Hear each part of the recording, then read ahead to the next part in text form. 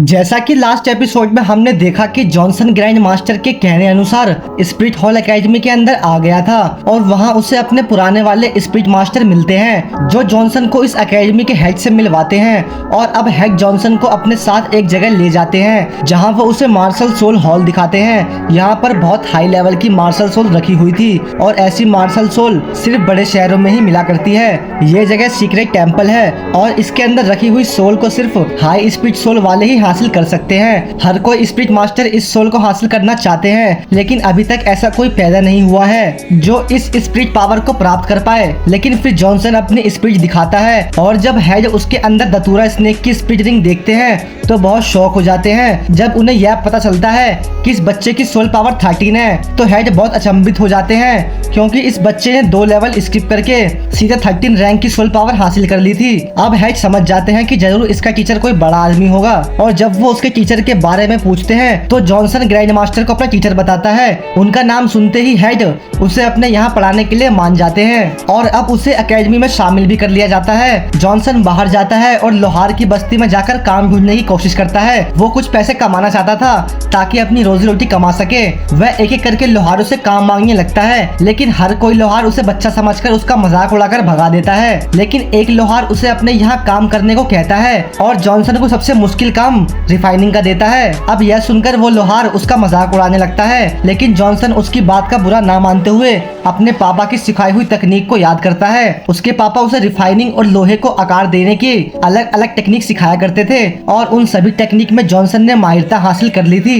जिसके बाद जॉनसन हथौड़े को उठाता है और एक ही बार में पिंक आयरन को आकार में ले आता है। अब यह सब देखकर वहाँ खड़े सभी लोहार शौक हो जाते हैं क्योंकि उन्होंने तो यह सोचा था कि यह बच्चा हथौड़े को उठा भी नहीं पाएगा लेकिन इसने तो अचानक हैमरिंग स्किल का यूज करके एक ही बार में पिंक आयरन को क्रिस्ट कर दिया। अब लोहार उसे काम पर रख लेता है क्योंकि उसे इसके बाद बहुत मुनाफा होने वाला है। फिर वही हमें एक मास्टरमाइंड को दिखाया जाता है जो जॉनसन को छुपकर देख रहा था और उसकी हर गतिविधि पर नजर रख रहा था। अब जॉनसन को ट्रेनिंग करते करते और लोहार का काम करते करते 1 साल बीत जाता है और फिर 1 साल बाद वह रिया के साथ मिलकर अपने घर अपने डैड से मिलने जाता है लेकिन वहाँ उसे उसके डैड नहीं दिखते।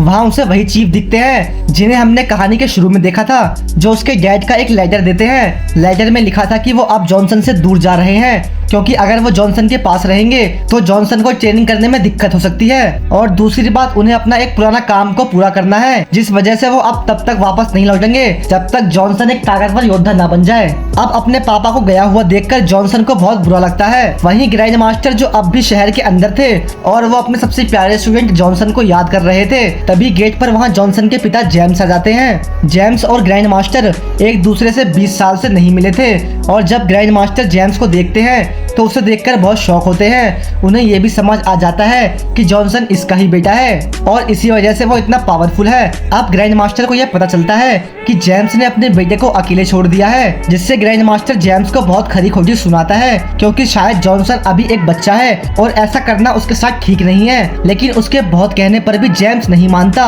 और वो उसके पास वापस जाने के लिए रेडी नहीं होता। तो फिर जेम्स उसे अलग तरह का दिखने वाला एक बैच देता है और खुद वहाँ से चला जाता है। वहीं जॉनसन अपने पापा की वजह से बहुत ज्यादा उदास हो जाता है और उसको कुछ भी करने का मन नहीं करता लेकिन उसकी दोस्त रिया उसे हिम्मत देती है और समझाती है कि तुम्हारे डैड तुम्हारी भलाई के लिए तुम्हें छोड़कर गए हैं और वह तुम्हें एक बहुत बड़ा आदमी बनता हुआ देखना चाहते हैं, इसलिए तुम्हें अब अपना दुख छोड़कर अपने काम पर लग जाना चाहिए और बड़ा आदमी बनना चाहिए। अब जॉनसन शायद समझ जाता है और वो दोनों कई और सारी बातें करते हैं और उनके बीच हमें एक रोमांटिक एंगल भी दिखाया जाता है। वो दोनों एक दूसरे से हमेशा साथ रहने का वादा करते हैं और जॉनसन रिया की हमेशा रक्षा करेगा ऐसा कहने का वादा करता है। जॉनसन के पिता जेम्स की भी अपनी पूरी एक बैक स्टोरी है जो बहुत ज्यादा इंटरेस्टिंग है और उसके बारे में हमें आगे पता चलेगा। फिर जॉनसन रिया को हिडन वेपन चलाने की ट्रिक सिखाता है और उसे फिर अपना तीर भी दिखाता है। हिडन वेपन को देखकर रिया बहुत खुश हो जाती है और उससे हिडन वेपन मांगती है लेकिन हिडन वेपन जैसी खतरनाक चीज जॉनसन रिया को देने से मना कर देता है। जिसके बाद जॉनसन अब शांत होकर आसमान में देखकर अपने डैड को याद करता हुआ खुद से प्रॉमिस करता है कि एक दिन मैं जरूर बहुत ज्यादा स्ट्रांग बनूंगा और फिर उसको ट्रेनिंग करते करते 5 साल बीत जाते हैं और हमें 5 साल बाद भी रिया को जॉनसन के साथ ही दिखाते हैं। वो दोनों अब बड़े हो चुके थे और अब ग्रैंड मास्टर के कहे अनुसार अपने हाई स्कूल की पढ़ाई करने शहर के सबसे बड़े स्कूल में जा रहे होते हैं। वो दोनों अब भी एक साथ रहते थे और उन दोनों में कहीं ना कहीं अब भी लव स्टोरी थी, लेकिन सिर्फ रिया की तरफ से। जॉनसन उसे सिर्फ अपना दोस्त मानता था।